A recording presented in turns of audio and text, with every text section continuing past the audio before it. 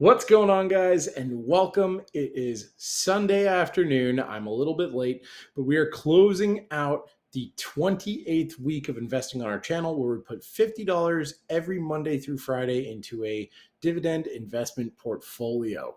So we're going to take a real dive into the numbers today. I've done some math, some kind of interesting stuff, and we're going to talk about just how many dividends we expect to earn. We're going to talk about how much income we should get this year based off of our portfolio, or at least what we should expect to make over the course of the next year. And the numbers are pretty staggering. So, pretty excited to see some serious dividend income coming in. This is a dividend growth income portfolio. So, yeah, let's dive in. We'll take a look at the stocks and then we'll do the YouTube channel tracker after. All right, guys. So I wanted to start in seeking alpha first, okay? Because there's a couple big key things with this portfolio. For those who've been following, we do use a little bit of margin right now on top of our $50 that we're putting in every Monday through Friday. But the good thing is we've been very successful with our options trading that we've done in the account, which we did on margin. I know that's very high risk, but it's early in the portfolio, so might as well. But as we come down here, we were at $2,300 of margin. We are now at $2,020 of margin. So we were able to cut out $300 of our margin debt, which is awesome. It's always good when you can take on margin and pay it off with some of your earnings and grow your positions more organically, or at least that's how I like to do it. Now, again, I'm not a wealth manager, credit counselor, financial advisor. I'm just a dude on the internet in my living room. Okay. I'm actually in my dining room, and I'm not in my triangle shaped room either. I'm just over here. So you can see on Seeking Alpha, right? We have a total portfolio value of $11,391. Now, remember, we owe $2,000 on that. So, what that does mean is that we do have over $9,000 in our portfolio now. So we're sitting on quite a good equity position. But I want to break down how much money will our holdings be paying us in dividends over the next year, assuming they hold the same for dividend yield. Okay. And that's a big assumption because some of these are a little more on the whimsical side, like here, our first one. So, I sort of everything out by value. Up top, we have Tesla. Okay. So this is a margin purchase. We threw some margin at this to dive into Tesla, and that's really where the majority of our margin is, but that's okay. So we have $1,992.54 of Tesla. That is 113.15 shares, and the price is currently $17.61.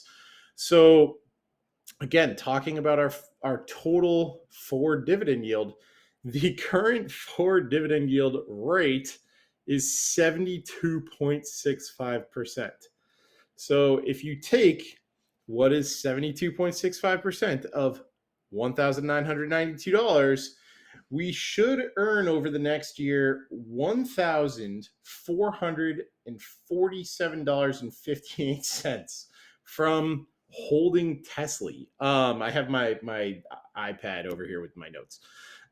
So 1447.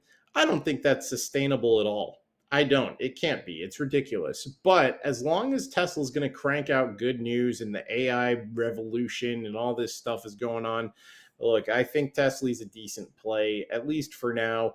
So I'm going to use the dividends that were paid out to kind of build up our Tesla position. And then once I get over 100 shares of Tesla, at that point, I will probably sell off. Once I get an unmargined 100 shares of Tesla, that's a better explanation. I'll probably sell off whatever else I have in it just so that I can pay off that margin debt and reallocate it somewhere else. I haven't 100% decided on that, but I think that's how I want to play it. I want to get the income from Tesla, but I don't want to not pay down that debt. So SCHD, this is Charles Schwab's U.S. Dividend Equity Income ETF or Equity ETF. So we have $1,419.01. That's 19.34 shares at $73.38. And the forward dividend yield is normal. So we have a 3.62% forward dividend yield. And that's not even normal. That's actually quite high for an ETF. However, it's normal when you're comparing it to 72%. So how much money are we planning on receiving from SCHD? That number would be $51.30 per year. So that doesn't sound like a massive amount. However, SCHD has a history of raising their dividend every year. They've been doing that for 11 years, and those increases are typically like in the 11% range. So that should go up and up over time. But for right now, it looks like we're getting a solid $51.30 a year. Now we have Realty Income Corporation. This is going to be one of the higher dividend yields. It also pays monthly. So we have $1,376.47. That's 22.63 shares at $60.82. So fortunately, Realty Income has been slowly moving back up in price. It hasn't dipped under $60 for a little bit, which is good, but the dividend yield is still over 5%. So in my humble, unprofessional opinion, if the dividend yield is over 5% for Realty Income Corporation, you smash the buy button as if it was Graham Stephan's like button. So that's kind of my opinion on that whole thing. But with 22.63 shares of Realty Income, we are currently expecting to earn $69.37 in dividends over the next year. Next, we have another YieldMax fund. YieldMax is the company that also manages Tesla up top. But we have Appley. So this is the YieldMax Apple Option Income Strategy ETF. It's another monthly dividend payer. We have $1,097.35 there, which equates to 50.04 shares. So each share is $21.93. Forward dividend yield at 34.64%. So you guessed it. This is another massive dividend payout that I don't know how sustainable it is. But again, so we're gonna hold it for a while until we get out of our margin position.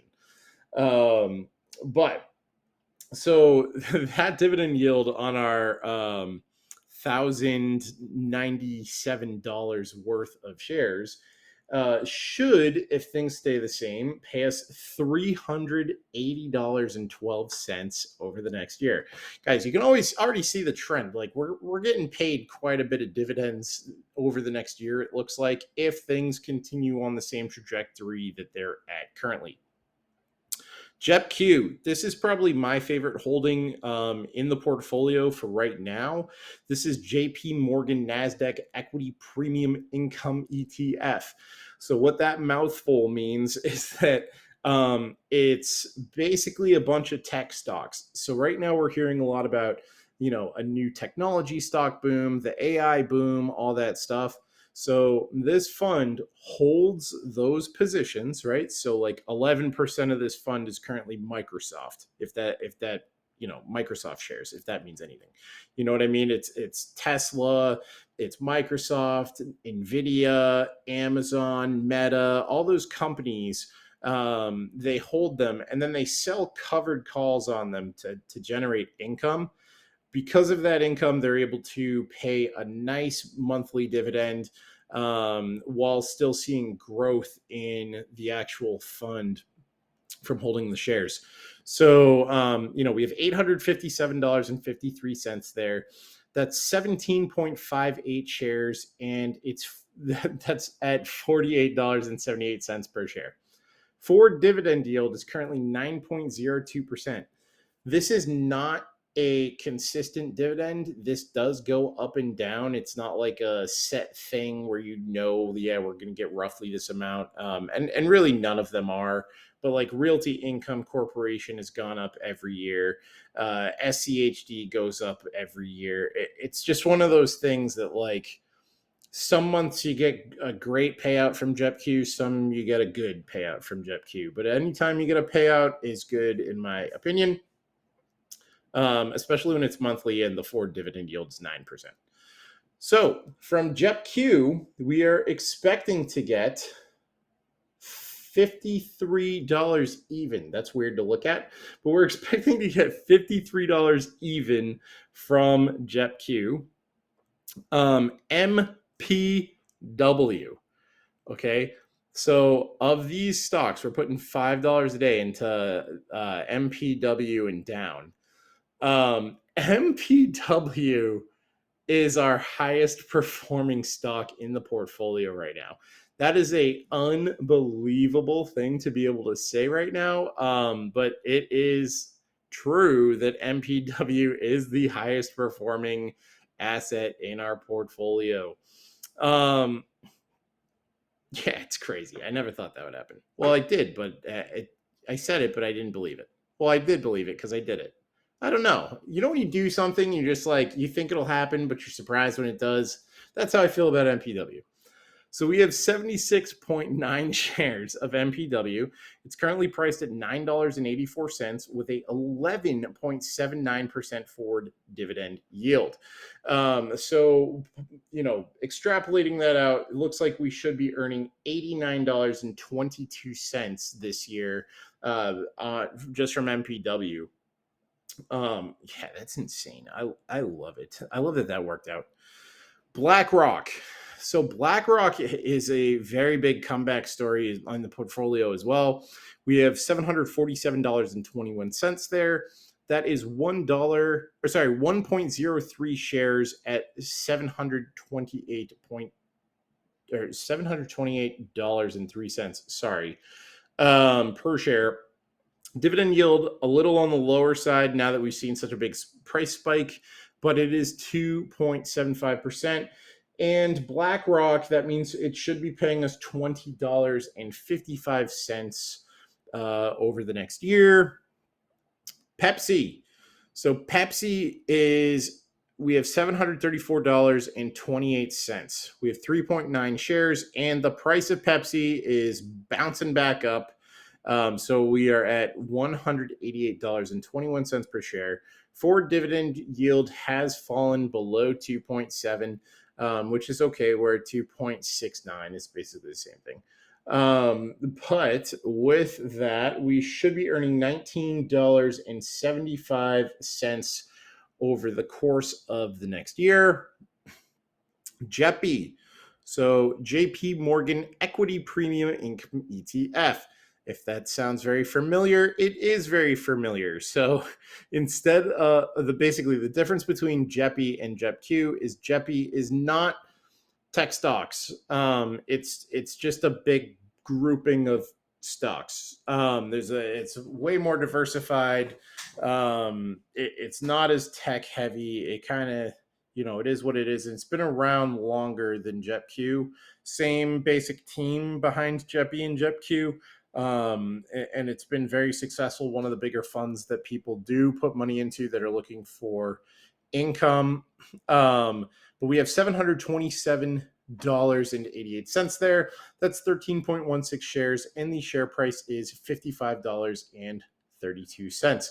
So that forward dividend yield is going to be a little bit lower than JEPQ. That's also partially just because the overall market is not performing at the same rate as tech stocks have been. If you want to see what tech stocks I'm talking about, Google, Nvidia, Meta, or Microsoft over the past year. So yeah, JEPI's a little more well-rounded. It does pay 7.79% dividend though, which is fantastic. So if we're looking at that, we should expect to make another $56.70 from JEPI. Procter and Gamble. Okay, we all know Procter and Gamble. We have $717.99 there. That's 4.79 shares, and the share price is back up just a tad over 150. So we are at $150.05. The forward dividend yield being 2.51%. This is our lowest dividend yield that we expect over the next year, but that is $18.02. And lastly, we have AT&T. Okay, so AT&T loves breaking hearts. It is what it is. We have $576.34, 39.75 shares at $14.50. However, the forward dividend yield is 7.66%. So even though we have such a small amount of value in the portfolio of AT&T, we are still expecting to see $44.15 of dividends over the course of next year. It is crazy that like our MPW position's worth almost $200 more than our AT&T position, and that's really something. Again,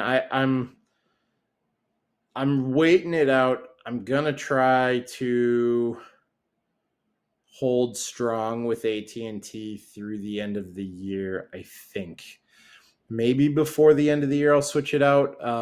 If I do, I'm gonna start buying Target stock. Target's just gone through just a complete beating after some products that people weren't too happy with. And then the statements that they made after, they were also not happy with. So kind of like a Bud Light situation. With that said, I think that it is a good opportunity to buy in at a low price for Target and capitalize on a really good dividend yield. So although I don't necessarily want to lock in a loss of $150 by selling AT&T, I could use that help with the taxes from the dividends that we have earned so far. So there would be some benefit there. And then just start buying Target stock. I'm still thinking about it. I'm kind of like gauging it. I've already started buying Target stock in my other portfolio. I think for the channel it would be good to stick it through. I just don't like the fundamentals of how AT&T is handling things. It doesn't seem like they're I don't know. It just doesn't seem like they're doing a good job. And sometimes that's how you got to invest. You're like, why is this company tanking? Like, obviously I don't want to just be scared and sell off. So, that's the other side is I would like to just see it through till the end of next quarter, at least. Maybe we see some retracing and we're able to steal some AT&T stock for $14.50 a share. If it bounces back up to $18, $20, that'd be great. But again, I have my eyes on some other stuff as opposed to just keeping AT&T. All right, that's that. Lastly, we have a couple options down here. So we have the option to buy JEPQ at $48 on July 21st. So currently JEPQ is $48.78. So it seems to me like the option to buy JEPQ for $48 in a week is probably a good thing considering it costs more than that. So that's just locked in profit. We have 3 contracts to do so. And then Tesla, we have 2 contracts to buy Tesla for $17 at the end of next week. Again, Tesla, if we look at the price, is $17.61.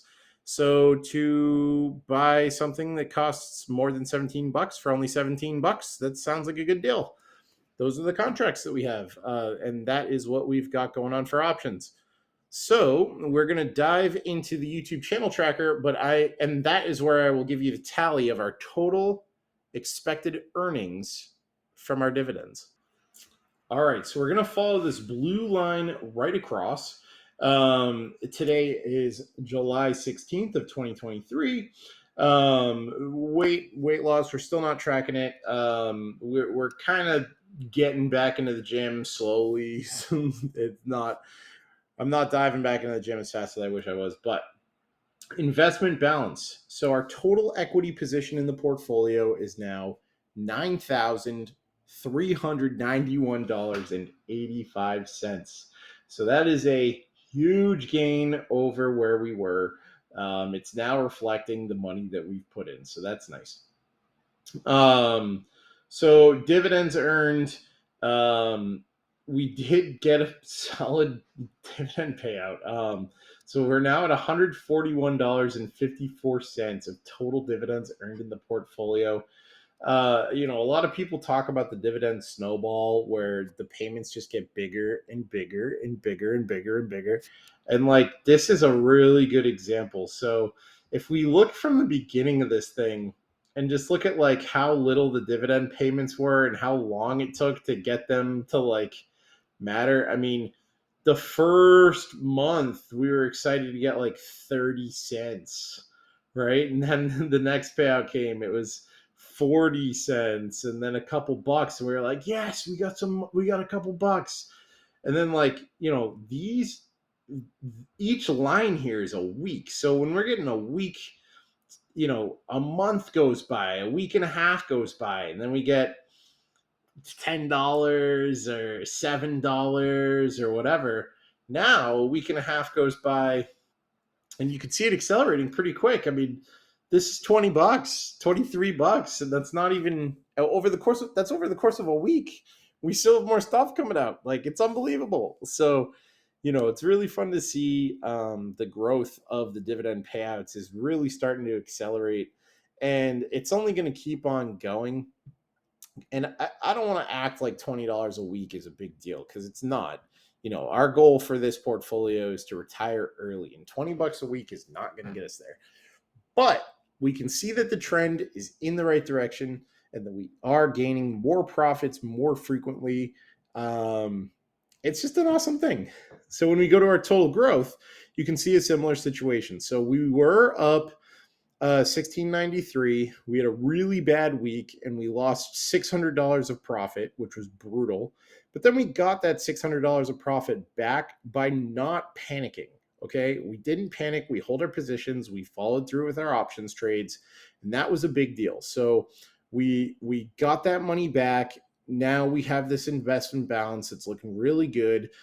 I'm really happy with actually how I have traded over the past week or so. I am really happy with it.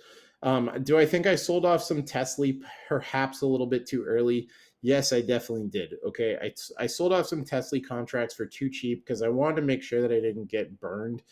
But I left some runners, and I think Tesla's going to skyrocket tomorrow because the first Cybertruck just rolled off the assembly line. And I think that that's a big deal for a lot of the retail traders. So I think retail is going to pump Tesla tomorrow. YouTube income still at $100. We did make partner, so that's pretty exciting. Definitely a good thing. Feeling good about that. We just don't have the viewership currently, which means I got to make more fun and sassy videos about more interesting things than following up on a portfolio's growth over time. But that's okay. Total subscribers, we're at 1786. We lost one.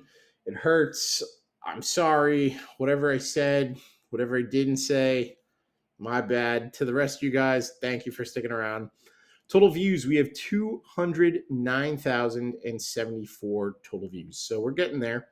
Watch hours, 3866.2. And all right, so let's talk about our total expected annual dividend income. All right, so that figure, our total expected annual income is $2,249.76. That is massive. Okay, guys, we have so much the future dividend potential in this portfolio, and by that's not even counting like reinvesting. That's just what we should be getting paid based off right now. This is why the dividend snowball is going to happen. We're going to reinvest all that money, not only at the end of the year, but as we get those payouts. So I think that we're going to just kind of blow up this portfolio, which is huge. That puts our average forward dividend yield for the portfolio to a very unsustainable 23.95%. Okay, I have zero expectation for our portfolio to be paying out at 24%. I don't expect that. I don't even really want that, to be honest. It means we're not in enough stable companies. But at the beginning stages of portfolios, I think it's important, if your goal is to retire early, to take a little bit of risk. And that's maybe the worst financial investment advice on the internet. But if I can have a return of 30% over the first year as opposed to 8%, that just sets me up to accelerate the portfolio's growth so much faster. And so that's kind of why I'm doing a little more with margin. But like, we're up $1,600 on a portfolio where we have not contributed more than 8 grand. That's a really, really good return. I think a lot of that is going to be due to a combination of two things. One, the market was down and we dollar cost average, right? So the market's coming down and we're putting in money every day. We're going to buy the lows, we're going to buy the highs, but we're going to average out pretty okay. The other thing is we have been playing with options. So, buying call options on only a few stocks. I personally believe that if you trade 10 stocks, maybe 15 stocks max, you kind of learn what they're up to. And it's not too much to look at where you can say, oh, you know what? Like, this price movement doesn't make sense based off of the price movement that I'm used to. Or nothing really happened, but we just saw a big dip in the stock. Maybe I should throw some money into a call option. That's how I trade. I think limiting your data sometimes can be a benefit. I don't know how these guys do that when they're trading like covered call options on 50 different stocks in a dividend portfolio.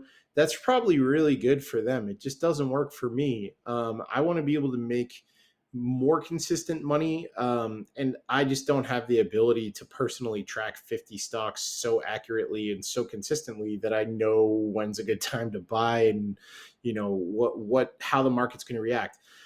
To be honest, I really only do that with like 4 stocks anyway. I'm going to follow very closely 3 or 4, maybe 5 stocks that I'm going to feel comfortable even buying a call option on, because I watch them. I understand the company. Like, I understand how their funds work. I understand it. It's going to be very rare that I'm going to say, yeah, you should be buying options on a bunch of different stuff. Same thing with covered calls. I don't think selling covered calls on 50 different things is a good choice. I think that it's just too much to manage. That's why we have fund managers. And the fund managers have a team of data analysts. So if you think that you yourself are going to do better than a team of data analysts with a fund manager and a couple different traders on their floor, I just don't see it happening. Or at least not for me. I don't have time for that. Maybe people do. Maybe there's some guy who can do that.